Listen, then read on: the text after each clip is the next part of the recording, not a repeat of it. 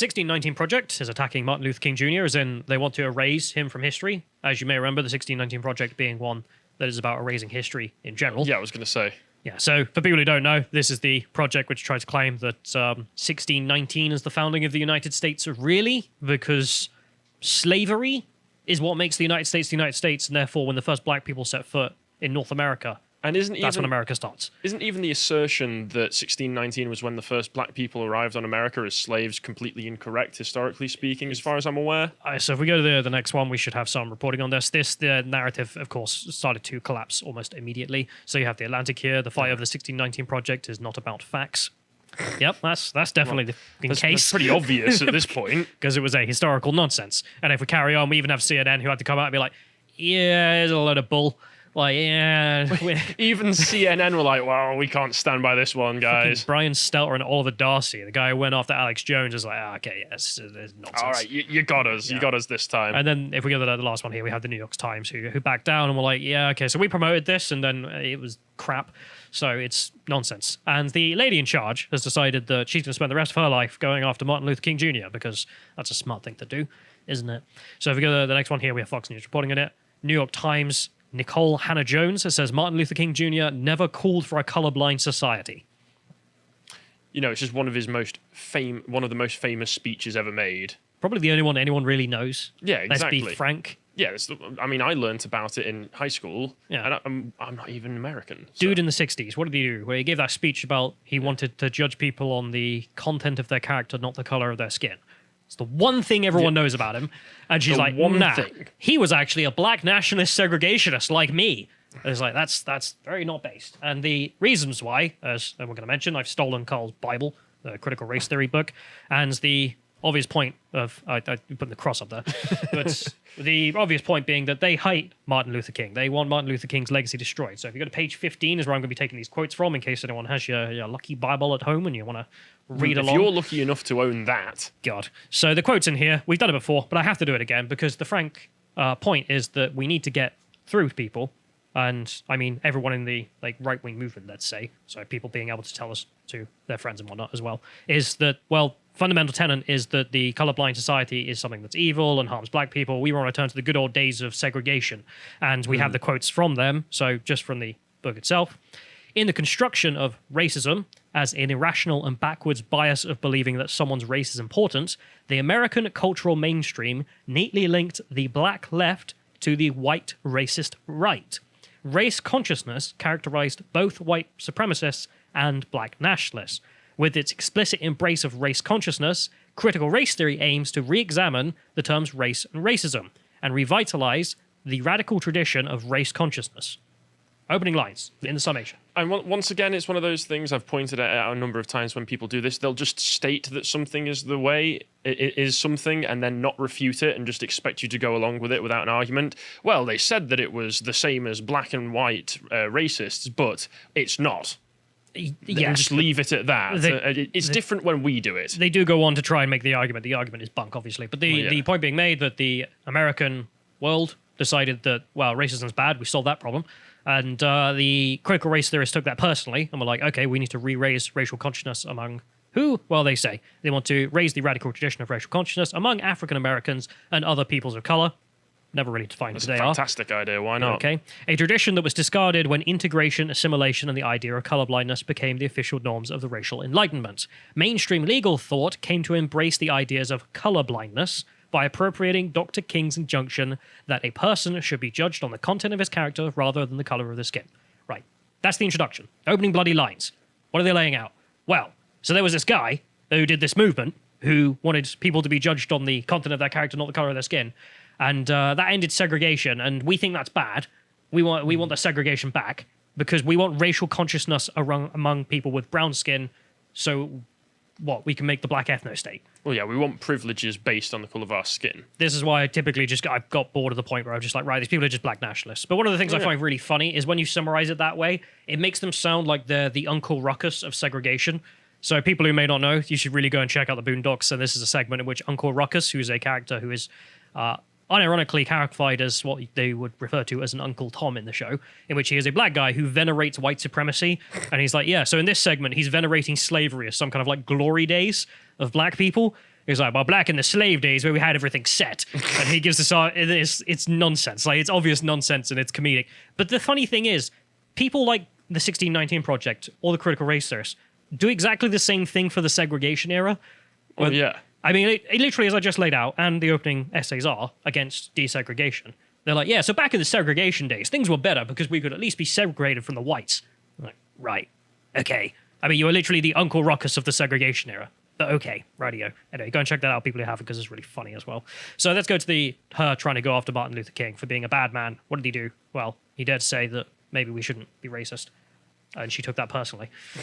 Yes. And I took that personally. So here's her tweets about this. So there's a wink and a nod game being played right now that those who acknowledge the construct of race are being racist/race obsessed. Yep, Yeah. got it in one. Got the nail in the hole. Congratulations. That critical race theory is bad because it forces people to acknowledge the role of race in a society built on it. This 700-page book on a survey of US race laws doesn't make any sense. So there's a book which characterizes all the race laws the United States used to have. Okay? Yeah, I don't think Therefore, we need black nationalism. Yeah, I don't think anybody wants to run away from the idea that yes, racism was played a part in history. Kind of and the point. and was a bad thing. Yeah, what people find contentious is this idea that we should bring it back to a point where where race is a big part of current times. You know. I don't think it's like, yeah, I think people find contentious about all this. Is bringing all that back sounds like a Yeah. bad idea. Yeah, not the best idea as far as I can tell. I thought we tried this and it didn't work, but if you insist, lady, I mean, we'll try it again. We'll give it the old You know. college try once more. But no, She obviously didn't play Far Cry 3. this is actually what she's arguing, though. It has to be yeah. laid out. The point was, yes, America had racial laws, and then they decided that's bad. Let's not do that. Martin Luther King, done all that. Right, okay, now we have non-racial laws. And then new people come along and like, yeah, but race used to exist. What if we try again? But this time, it'll work, trust me, because we'll do it on racial lines that advantage people with brown skin. Well, but this time we're in charge. Yeah. Now that we're the crackers. Right. Okay. Radio. Look, her worldview. I'm not the president.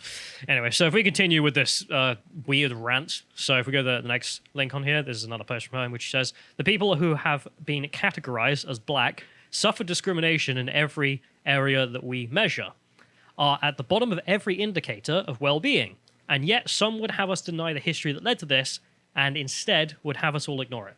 Funny thing, just going to jump in here and say that's not true. I mean, just factually not true.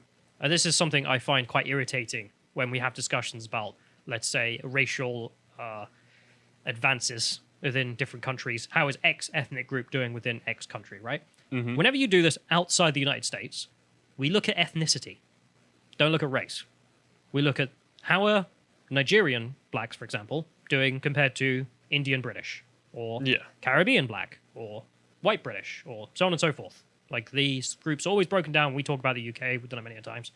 And the Americans just don't seem to do it, and I really feel like the American conservatives should do it more because it actually is more accurate. It gets you out of this low-resolution world in which you're just on race. It blurs everything together. So she makes the argument, well, black people in the United States are at the bottom of every metric. No. So if we go to one metric, we just look at household income. So if we go to the next one, this is your Wikipedia list, which is just a list of household income. And if we scroll down on this, there is, I think, the first one here. So the first one there, if you can get that table up there, this is what everyone talks about when you talk to Americans about this sort of thing. And I find it really irritating. As you can see, it's the very low resolution Asian Americans, white Americans, African Americans, some other races, Hispanics, and then the lists of median these income. racial monoliths that we have constructed. And this is how low resolution you could have her, for example, saying that, well, look, African Americans, $43,000 median household income, we're doing the worst. It's like, right. Now, imagine if you extrapolated that to ethnic groups, and then you could see more things, and then you wouldn't be stuck in this worldview because it doesn't reflect the reality of the Might case. be quite enlightening. So if you scroll down, there's I think it's the detailed races one. So this one here with the big long list of every different ethnic group self-identified and then their median income. And as you can see at the bottom there are a lot of groups doing a lot worse than African American, as that term says. So if we go here, Appalachian Americans, Mexican Americans, Puerto Rican Americans, Ethiopian Americans, Iraqi Americans, Dominican Americans, and also Somali Americans at the bottom there. I mean, Somali Americans making half that of an African American. It's almost as if there are more things going on than the racial aspects. Yes. And if we look at the top of the list, one of the funniest things I find is that number 5 is South African Americans. South African Americans are the 5th largest earning group in the United States. Okay. Number 4, Filipinos. Number 3, Australian. Number 2, Taiwanese. Number 1, Indian. And the Indians always do well. They white. The Indians white. Taiwanese white. Filipino white. Let me get the colour swatch out. We can double check. We'll have to check with her. But also, I love here. I mean, in the top 10 there. I mean, do you count Macedonians as white? I don't know. So the only group which definitively the U.S. Census would argue is the Australian Americans, the only white ones in the top 10 earners. Well, as long as they're not Aboriginal. Then wouldn't. But also Macedonians, I assume, mad in the chat. But yeah, what are you going to do? Anyway, so that's the thing as well. We just look at the data. And this is something I really feel like more conservative Americans should talk about when they're talking in these subjects, especially when they're debating these types of folks. It is much more accurate and eye-opening to look at these kinds of figures than it is to just go, everybody with a relatively similar skin color. Yeah, because the first graph is, of course, just low resolution. Anyway, so that's just something to mention which pissed me off. But anyway, let's go back to her attacking Martin Luther King. So we have her tweet here. Dr. King never called for a colorblind society. He called for a society that stopped treating black people, capital B, as second-class citizens and for specific race-based policies to be addressed the 350 years of race-based discrimination. Dr. King talked about race, black, capital black, and lowercase white all the time. Right. You're mad. Okay. Like, just wrong. How is she interpreting the content of your character line, if that's what she's getting out of it? And obviously he talks about race, given that he was trying to address racism at the time. You know, the discriminatory policies that you say are there, right? Yeah, that's what he was doing. It was kind of a necessity to do so. What were the speeches? Well, the speeches were integrationist, not segregationist. He was not a critical race theorist. And you can just demonstrate this by playing the kid. I can't believe we have to do this, for Christ's sake. But we're actually going to listen to a section of MLK's bloody speech. Yeah. Here we go. I don't know. I mean, I got taught this in school. We watched it in school. Taking you back to school here, folks. Apparently Americans don't. Maybe I'd have skipped that day. Oh, God. I mean, I saw recently, I think it was some Republican House, changed the rules on education. They banned critical race theory. And in there, they also supplemented that you must teach about the civil rights movement. And, of course, the critical race theorists were mad about this. No. And it's like, yeah, so this is just about teaching racism, right? No, of course it's not. Otherwise, you wouldn't be mad with that outcome, because that outcome is one that shows that there was racism, and here's how it was solved in the United States, as in how we got rid of those laws. So anyway, let's play the clip of him talking about the content of the character, because why not? Because I have a dream that my poor little children will one day live in a nation where they will not be judged by the color of their skin, but by the content of their character. I have a dream today.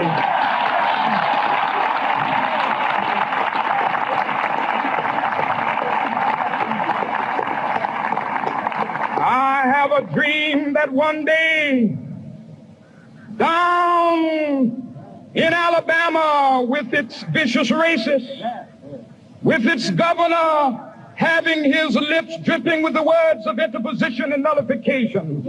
One day right there in Alabama, little black boys and black girls will be able to join hands with little white boys and white girls as sisters and brothers. I have a dream today. It's kind of hard to misinterpret what he's saying there. Yeah, I mean, it's so clear-cut, it's almost not even worth making the point.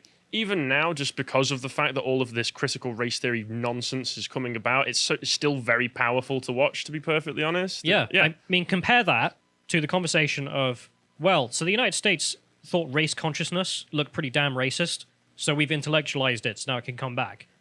That's not him. Yeah. Right? MLK, that's them.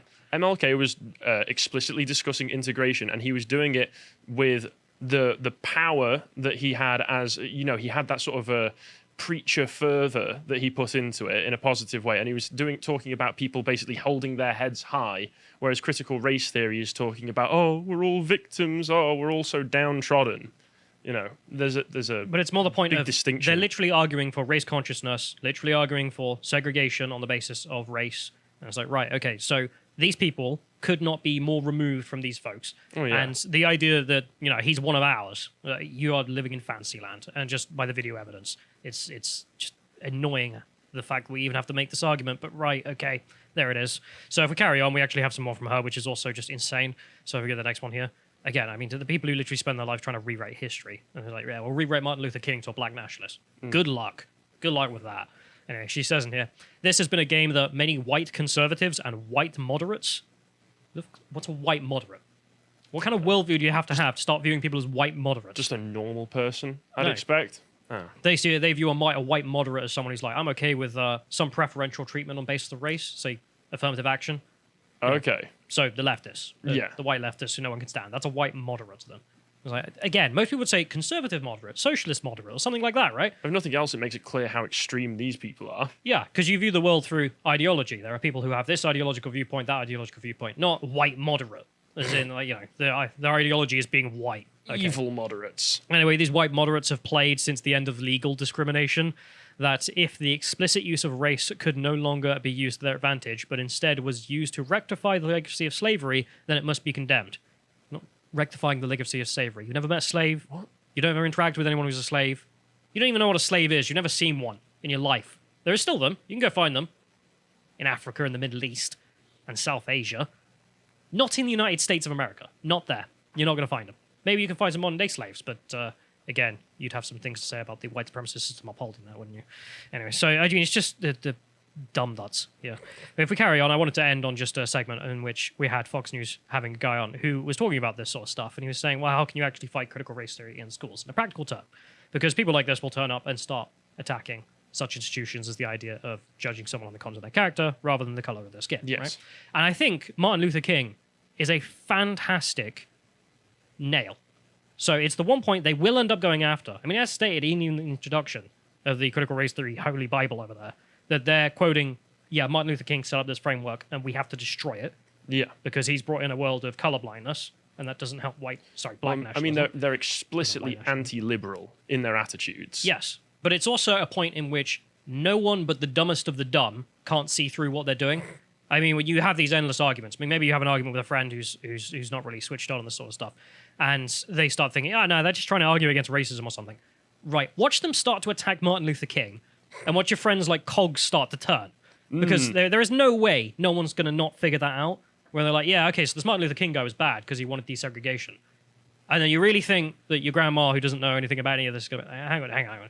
Wait a second, just hold up there just a moment. That's what I'm trying to get at. Anyway, so he says in here, and it's a very interesting argument, which is also the point that we need to recognize that the schools are not entirely filled with leftists. There are people fighting the good fight. He says in here, there is this very interesting myth by the left that all teachers are on the left, and the right believes it. A lot of teachers really just want to go in and teach and are happy to have discussions with parents. However, if you find that a teacher is being uncooperative, they are teaching things that really shouldn't be taught in a classroom, or they are treating your kid differently based on color, you have a responsibility to go to the principal or the superintendent, and if that doesn't work, you should really look into electing a much better school board that is going to serve your community based on merit, not on color. I mean, again, it makes sense. This sort of stuff is what the Virginia election was won over in the past week. People going, we don't want this in our schools. Yeah, but the Martin Luther King stuff, the reason I made a big of a story about her going after him is because I think it is such a fantastic battleground. They cannot help themselves because he is the man, essentially, in the consciousness of race in the United States and the West that sets up the world of colorblind policy and worldview and all the rest of it, right? You know, his speech is the cornerstone of that kind of discussion, and they hate it. It is the one thing that they will immediately go after like a rabid dog, and it is the one thing that you will always win on. You're never going to lose that fight in the public sphere. He was smart enough to make all of his points clear-cut. Yeah. I mean, if you want a red flag, that's the issue to fight them on, I reckon. Thanks for watching this clip from the podcast of the Lotus Eaters. We broadcast live on lotuseaters.com at 1 p.m. UK time every weekday. And we also have loads more content that we don't put on YouTube, such as the memes and video comments from our community. Every week, we also have new episodes of our regular series, Contemplations and Epochs. In Contemplations, Josh explores interesting and diverse topics, such as the science behind the need for fathers in the home, or why people believe in ghosts and the paranormal. In Epochs, Bo and I go on, often at length, about various events and periods in history that are particularly fascinating. We've just finished a 5-part mini-series on the 100 Years' War, which I particularly enjoyed right up until the end of it when, spoiler alert, the French won. Alongside our excellent team of in-house writers, we also commission articles from outside contributors, and silver and gold tier subscribers have access to an audio recording of each premium article, so you don't have to read it yourself. We interview various contemporary thinkers and entertainers, as well as host the recordings of our live events. We also have a series of premium video content on the site, which we think is particularly worthwhile, or we simply can't put on YouTube because their editorial policies prohibit reasonable discussion on the subject. Personally, I think the deep dives we've been doing into critical theory and critical race theory are most important, as we reveal the origins of intersectionality and the plan that the radical left has for our societies. We are funded almost exclusively by our subscribers, so if you'd like to join us in the work we're doing, head over to lotuseaters.com and we'll see you there.